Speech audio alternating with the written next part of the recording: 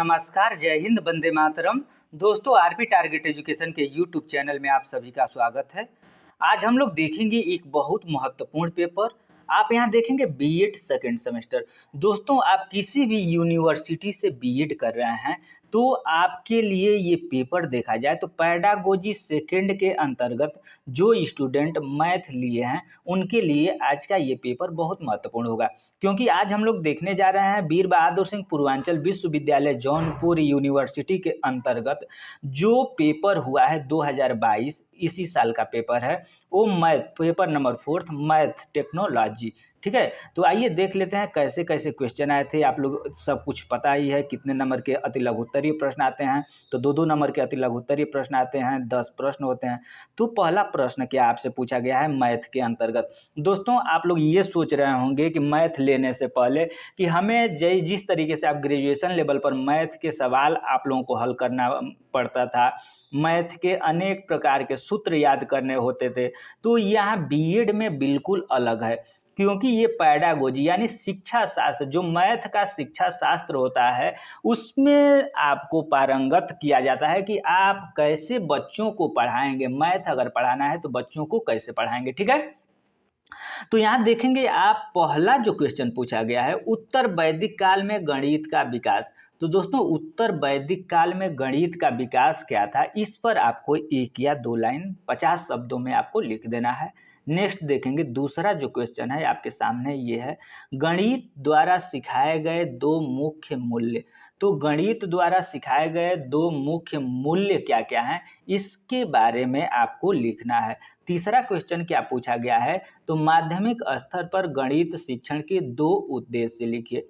ठीक है, माध्यमिक, इस तरीके से हम देख रहे हैं कि हर एक पेपर में आपको माध्यमिक स्तर और प्राथमिक स्तर पर गणित शिक्षण के उद्देश्य लिखिए, सामाजिक अध्ययन के उद्देश्य लिखिए, हिंदी के उद्देश्य लिखिए। इस तरीके से सारे पेपर्स में हमने देखा कि माध्यमिक स्तर पर गणित के 2 उद्देश्य लिखिए। इस तरीके के हर एक पेपर में क्वेश्चन आ रहे हैं। अब हम लोग देखेंगे चौथा क्वेश्चन आपसे क्या पूछा गया है दोस्तों। तो चौथा क्वेश्चन यहाँ देखेंगे अनुसंधान विधि के गुण। यहाँ मैथ का कोई भी आपको सवाल करने के लिए नहीं मिलेगा। ठीक है, यहाँ देखेंगे अनुसंधान विधि। अनुसंधान विधि का मतलब ह्यूरिस्टिक मेथड होता है, यानी खोज विधि होता है।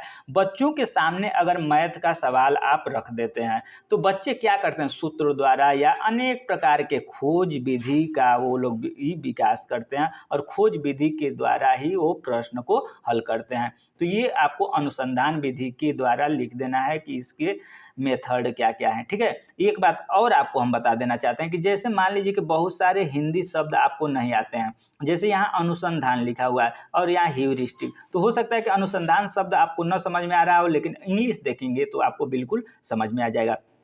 अब देखेंगे पांचवा क्वेश्चन क्या आपसे पूछा गया था। तो दोस्तों, पांचवा है गणित शिक्षण में पहेलियों का महत्व। गणित में आप लोग देखे होंगे पहेलियां दिया रहता है, तो पहेलियां क्यों पूछा जाता है बच्चों से गणित में, आप लोग इसके बारे में कमेंट जरूर करेंगे। अगर कोई भी स्टूडेंट, हमारे जितने भी स्टूडेंट हैं, वो अगर आप वीडियो देख रहे हैं तो ये जरूर इसका उत्तर, जो ये गणित शिक्षण में पहेली का महत्व है, आखिर हम लोग गणित में पहेली को क्यों रखते हैं, इसके बारे में आप लोग जरूर कमेंट करके हमें बताएंगे। क्योंकि अगर आपका कमेंट आता है तो मुझे मोटिवेट वो करता है, आपका कमेंट मुझे मोटिवेट करता है और मैं आप लोगों के लिए अच्छे से अच्छे टॉपिक प्लस पेपर या जो भी आपकी आवश्यकता होती है उसको लाने में हम बाध्य होते हैं।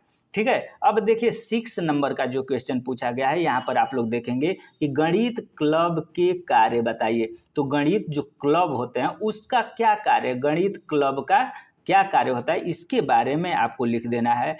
7वां क्वेश्चन आपसे पूछा गया है, यहाँ पर 7वां क्वेश्चन आप लोग देखेंगे, तो गणित में दत्त कार्य का क्या महत्व है। दोस्तों, गणित जो है उसमें दत्त कार्य का क्या महत्व है। अगर मान लीजिए कि दत्त कार्य आपको नहीं समझ में आ रहा है तो इसका इंग्लिश थोड़ा सा आप लोग देखेंगे अगर, तो क्लियर हो जाएगा। यहाँ देखिए क्या लिखा है, असेसमेंट लिखा है। ठीक है, असेसमेंट का मतलब आप लोग तो समझ ही गए होंगे। असेसमेंट का मतलब होता है मूल्यांकन। क्या होता है, मूल्यांकन होता है। तो मूल्यांकन इसके कहने का मतलब ये है कि जो गणित है उसमें मूल्यांकन कार्य का क्या महत्व है। तो अब तो आप बिल्कुल आसानी से लगा सकते हैं। इसीलिए आपसे मैं बोल रहा हूँ कि गणित जो भी आपको हिंदी नहीं समझ में आ रहा हो तो इंग्लिश उसका आप जरूर देख लिया करें, ठीक है। अब देखेंगे आठवां क्वेश्चन क्या आपसे पूछा गया था। तो दोस्तों यहाँ पर देखेंगे कि त्रिभुजों की सर्वांग, ठीक है, त्रिभुजों की सर्वांग की शर्तों क्या क्या है, ठीक है। जो त्रिभुज होती है उसके सर्वांग अब क्या होता है, ठीक है। सर्वांग के बारे में अब देखा जाए तो कैंडिडेट कंग्रेसी एंड ट्रिंगल, ठीक है, इत्यादि जो भी होता है आप इंग्लिश, हिंदी अगर ना समझ आए तो इंग्लिश जरूर देखें आप लोग, ठीक है। सर्वांगीण की शर्तें क्या क्या हैं। अब हम लोग देखेंगे 9th नंबर का क्वेश्चन।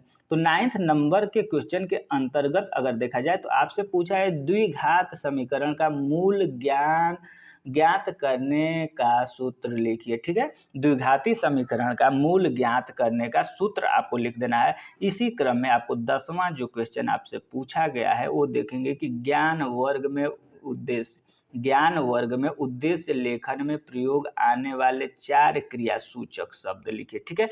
अब सेशन बी के अंतर्गत हम लोग देखेंगे दोस्तों, जैसा कि हर एक पेपर में आता है, सेशन बी के अंतर्गत आपको 8 नंबर के 1 क्वेश्चन मिलेंगे, 5 क्वेश्चन आपको होगा और 200 शब्दों में आपको लिखना होगा, ठीक है। तो आइए देखते हैं कैसा कैसा ये क्वेश्चन आया है। तो यहाँ पर दूसरा क्वेश्चन हम लोग देखेंगे। देखिए यहाँ पर एक बात हम और बता देना चाहते हैं कि अभी बता रहे हैं, देखिए गणित के विकास में आर्यभट्ट और रामानुज के योगदान की विवेचना कीजिए।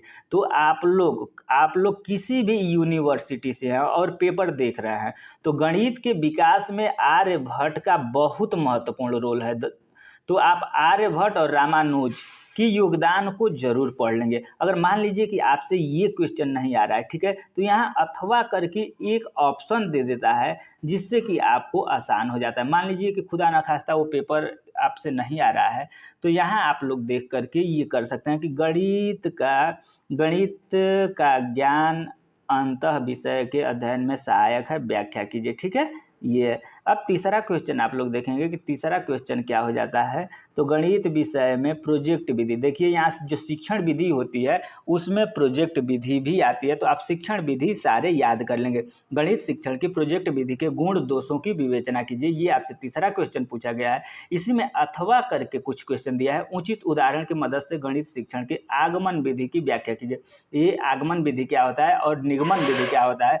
तो जो दोस्तों यहाँ पर हम बता देना चाहते हैं कि जो आगमन विधि होता है, ये आगमन विधि ये सामान्य से जटिल के तरफ होता है, ठीक है। सूक्ष्म से यहाँ देखेंगे आगमन विधि जो होता है सामान्य से कठिन के तरफ ये जाता है। तो यहाँ पर उचित उदाहरण की मदद से जब गणित हम लोग बच्चों को पढ़ाते हैं तो क्या करते हैं कि सबसे पहले उस बच्चों को सूत्र देते हैं, हम लोग सूत्र के माध्यम से बता देते हैं, उसके बाद उसके उत्तर तक हम लोग पहुँचते हैं, ठीक है। अब देखिए चौथा जो प्रश्न आपसे पूछा गया है, तो गणित प्रयोगशाला क्या है, आप अपने विद्यालय में एक गणित प्रयोगशाला किस प्रकार स्थापित करेंगे। तो दोस्तों जो प्रयोगशाला होता है उसमें प्रयोग ही होता है। तो गणित प्रयोगशाला है तो उसमें ज्योमेट्री किट्स होंगे, बहुत सारे जो भी गणितीय किट्स हैं, शिक्षण सामग्री हैं, ये सब सारे उसमें मिलेंगे, ठीक है। अब देखेंगे अगर ये आपको क्वेश्चन नहीं आता है तो ये अथवा करके क्वेश्चन जो दिया है, गणित शिक्षण में ICT के उपयोगिता की विवेचना कीजिए, ठीक है। ICT क्या होता है, तो इंफॉर्मेशन कम्युनिकेशन टेक्नोलॉजी जो इस समय आ रहे हैं, तो गणित के शिक्षण में टेक्नोलॉजी जो इस समय के लेटेस्ट टेक्नोलॉजी आ रहे हैं उसका क्या महत्व है, क्या उपयोगिता है, इसके बारे में आपको लिख देना है। अब 5वां क्वेश्चन आप लोग देखेंगे कि 5वां क्वेश्चन आपसे क्या पूछा गया है। तो दोस्तों यह कक्षा 9th में त्रिकोणमिति पढ़ाने के लिए एक इकाई योजना तैयार कीजिए। यहाँ पर एक इकाई योजना आपको तैयार करना है क्लास 9th में त्रिकोणमिति पढ़ाने के लिए, ठीक है। अब देखिए इसके अलावा अगर ये नहीं आपको आ रहा है तो आप यहाँ लिखिए आप अपने मनपसंद से किसी प्रकरण के लिए कम लागत की शिक्षण सहायक सामग्री किस प्रकार बनाएंगे और प्रयोग करेंगे, इसके बारे में आप लिख देना है आपको। अब छठा क्वेश्चन आपसे क्या पूछा गया है, यहाँ पर आप लोग देखेंगे कि दोस्तों छठा क्वेश्चन है यहाँ पर, अपने पसंद के किसी प्रकरण के लिए अनुशीलन प्रश्न कौशल के लिए सूक्ष्म शिक्षण पाठ योजना बनाइए तथा इसके घटकों को भी लिखिए। तो दोस्तों आपको एक लेसन प्लान दे देना है। तो अगर लेसन प्लान आपको बनाना नहीं आता है, ठीक है, तो आप कमेंट सेशन में ज़रूर बताएं, मैं आपको मैथ प्रकरण का लेसन प्लान बना करके उपलब्ध करा दूंगा, ठीक है। लेकिन आपसे एक छोटी सी रिक्वेस्ट यहाँ पर हम करेंगे कि ये अगर वीडियो आप देख रहे हैं तो वीडियो को अपने स्कूल के ग्रुप में अपने दोस्तों के पास ज़रूर शेयर करें, जिससे कि हमें भी मोटिवेशन मिले, ठीक है। अब देखिए, अगर ये लेसन प्लान आप नहीं बना सकते हैं तो आपको कौन सा क्वेश्चन आपको लिखना है, तो मौखिक और लिखित गणित क्या है, मौखिक गणित किस प्रकार लिखित गणित में उपयोगी है, ठीक है। ये अब सेशन सी के अंतर्गत दोस्तों हम लोग पहले से ही जानते हैं कि सेशन सी में हमें 2 क्वेश्चन करना होता है और दोनों क्वेश्चन 15-15 नंबर के होते हैं और 500 शब्दों में हमें लिखना होता है। तो आइए सेशन सी के अंतर्गत अगर हम लोग देखें तो कैसा क्वेश्चन आया था। तो सेशन सी में पहला यानी 7वां क्वेश्चन क्या था, माध्यमिक स्तर पर गणित शिक्षण की आवश्यकता एवं महत्व पर निबंध लिखिए। 8वां क्वेश्चन आपसे पूछा गया है कि समस्या समाधान विधि क्या है, उदाहरण सहित व्याख्या कीजिए। और 9वां नंबर का क्वेश्चन देखेंगे, 9th नंबर का जो क्वेश्चन आपसे पूछा गया है, कक्षा के विद्यार्थियों के लिए गणित के किसी प्रकरण पर पाठ योजना तैयार करें। दोस्तों अगर लेसन प्लान आप बनाना सीख जाते हैं तो ये समझिए कि आप ज़्यादा से ज़्यादा नंबर ला सकते हैं। इसके अलावा मैं लेसन प्लान जो अन्य विषय का भी बनाया हूँ, उस विषय को आप अगर देखते हैं तो लेसन प्लान कैसे निर्माण किया जाता है, उसके हेडिंग क्या क्या होते हैं आदि जितने टॉपिक हैं उसकी जानकारी आपको हो जाएगी। 10वां क्वेश्चन हम लोग देखेंगे कि 10वां क्वेश्चन क्या आपसे पूछा गया, तो निम्न में से किसी एक प्रकरण का शिक्षा शास्त्रीय विश्लेषण कीजिए। आयतन का विश्लेषण करना है या अनुपात या समानुपात का विश्लेषण करना है। 11 नंबर का क्वेश्चन होगा। यहाँ पर आप लोग देखेंगे कि गणित के विकास में किन्हीं 2 भारतीय गणितज्ञों के योगदान की विवेचना कीजिए। अभी ऊपर हम लोग देखे आर्यभट्ट और रामानुज, उसी तरीके से अगर ये दोनों ही आप याद कर लेते हैं तो देखिए कितना महत्वपूर्ण होता है। तो दोस्तों आपको वीडियो कैसा लगा, वीडियो अगर आपको अच्छा लगा हो और इस वीडियो का अगर आप उत्तर चाहते हैं तो कमेंट सेशन में करें और हम ये बोलेंगे कि आप ज़्यादा से ज़्यादा इसको शेयर करें। धन्यवाद।